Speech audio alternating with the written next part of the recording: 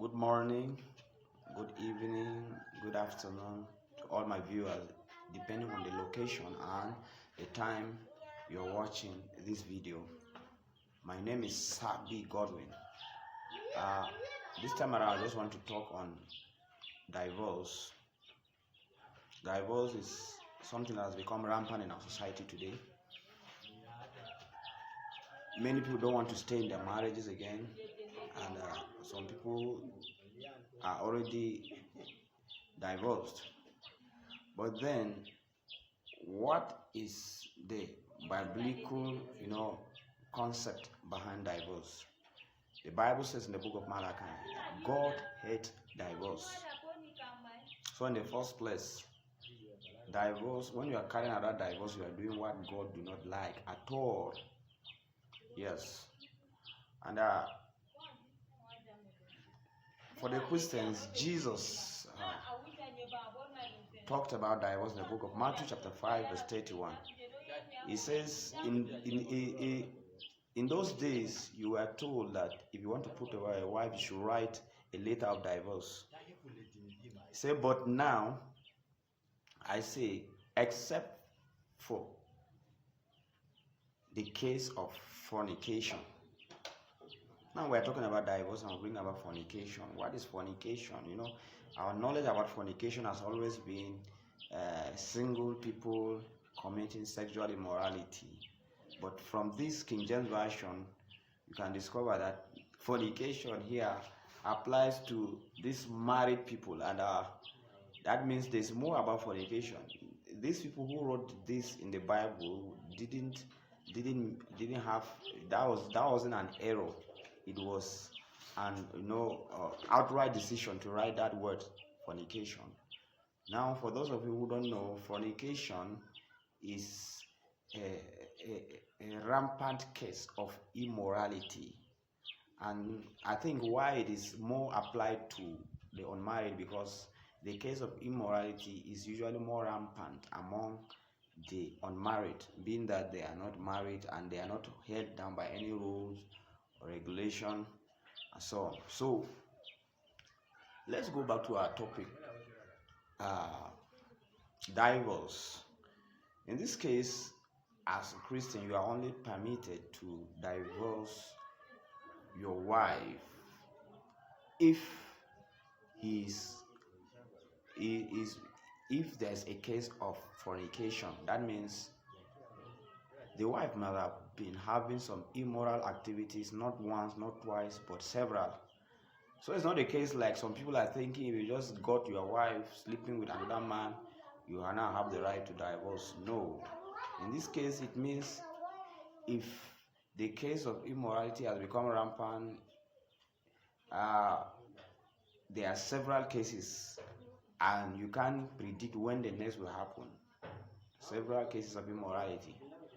Yeah, for example, in my workplace, I was told that this married man rented a place for his wife in a particular place. I think the wife was a student in that particular town, so he rented a place for the wife, and then every weekend he comes around. But then one day, the neighbors of the wife notified the man that anytime you are not around, this woman brings in men. There's not a day you don't have a man coming to sleep with this woman, and so on and so forth. Until the one day the man came and caught the woman in the act, and there was serious, trouble, beating of the wife screaming and so on. I also heard of this issue whereby a woman, whenever she comes to the market, she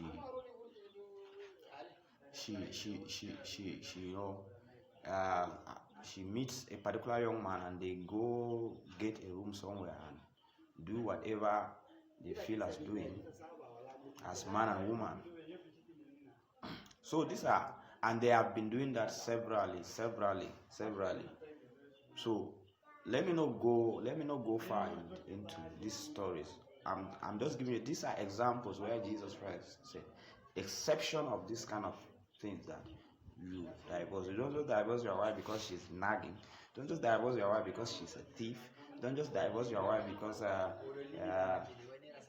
she's full of making trouble around or whatever. The only reason is if there is serious cases of sexual immorality, she goes and sleeps around anyhow with any man, whatever you may want to take it. So that's it. So for that reason, there's no need of divorcing. And the reason, I think the reason why I think Jesus would support those who should divorce their wife due to a serious case of immorality is because when your wife is now having affairs with different kind of men, you don't know, one day you can kill somebody, one day you can beat and kill her, and you can beat her and they will say it's GBV, that's gender-based violence. You can kill somebody, or the people may beat you and injure you. So for you not to fall into this kind of traps, it's better you just divorce and put an end to the marriage contract. Like the case of these two examples I gave about these two men that their wives were involved in a lot of sexual immorality. The other one I hate. The man went and caught the woman and the man red-handed, and the woman and the other man beat up the husband until everywhere was blood. So this is this, and I was told, the man said, with all this, he said, I will not divorce. So but this is the only exception Jesus gave. If immorality is beyond control of that person and you, and then so now, what are the dangers? What are the ills? What are the okay? Let me talk about the advantages first. What are the advantages of divorcing? Now, if you divorced rightly, if you did not divorce rightly, that is if the divorce is not based on the excuse of sexual immorality. Yeah, but so if you divorce rightly due to sexual cases of sexual immorality, the advantage you have there is that at least you feel that peace of taking a bold step out of an abusive relationship. Yeah, yes, if a woman is involved in sexual immorality with one different man, sleeping around different men, it will bring down the reputation of the man, the moral of the man will come down, it will be like a torment. So it's more like it's an abuse to him. He has an abusive relationship. So when he divorces, one of the good things you enjoy is the peace, and you enjoy the peace of staying outside an abusive relationship. And a lot more. This is just one important one I will point out. So and you know, there are a lot of things that that are attached. There are a lot of advantages of living an abusive relationship. They are there. That will be another topic to talk about. Now, what is the disadvantage of getting divorced? Number one, let's start with the couples themselves. Number one, there will be a serious emotional gap. There was this space that was filled by this particular person. When you people are divorced, that space remains empty. No one can ever come to fill that space. If you like, marry the most peaceful woman in the world, the most humble, the most respectable woman in the world, she can't fill that space. And you always yearn for that space to be filled, and that will make it that anytime you hear that your wife is passing down there, your attention will be drawn there. Even if some may pretend to be hard, but the truth of it is your mind will go there. And when you see the person, this is someone you once deeply fall in love with, and you had good times, sexual, intimacy and all that. When you see that person, memories, or you hear about us at time, memories about those good times will come back, and you wish to have them again.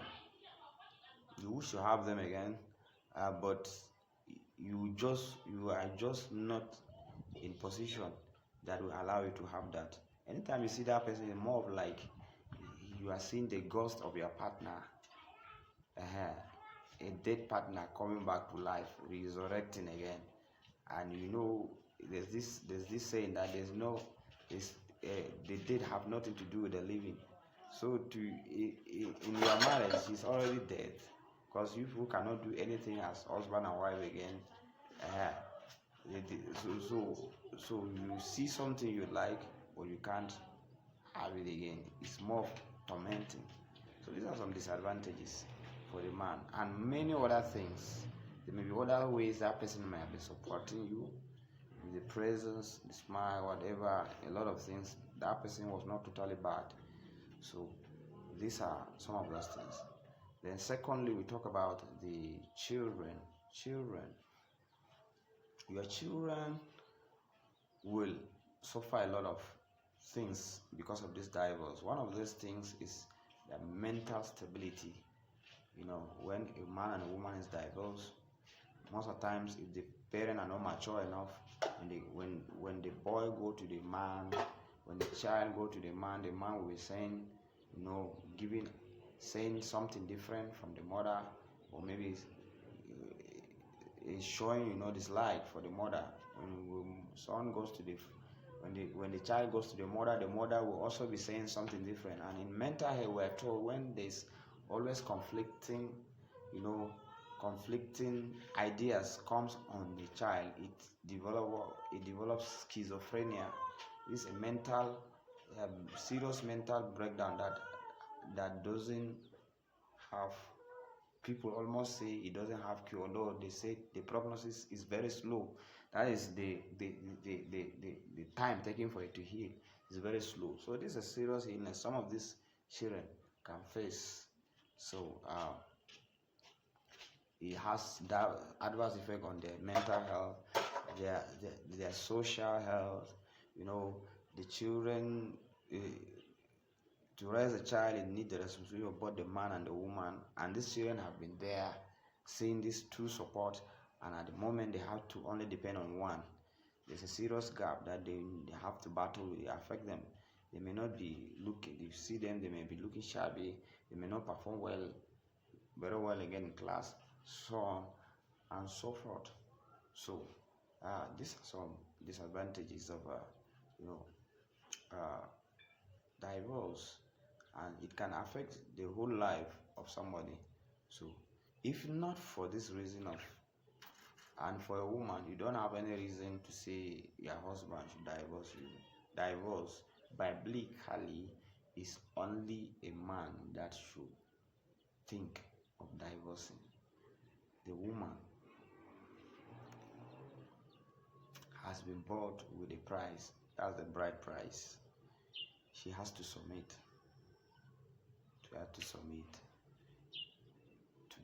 She has to continually submit herself as a wife of that man. So that's it. If you have any question, you have any contribution, you can say it on the comment section, and I will gladly appreciate that. Thank you, and have a great day. Bye.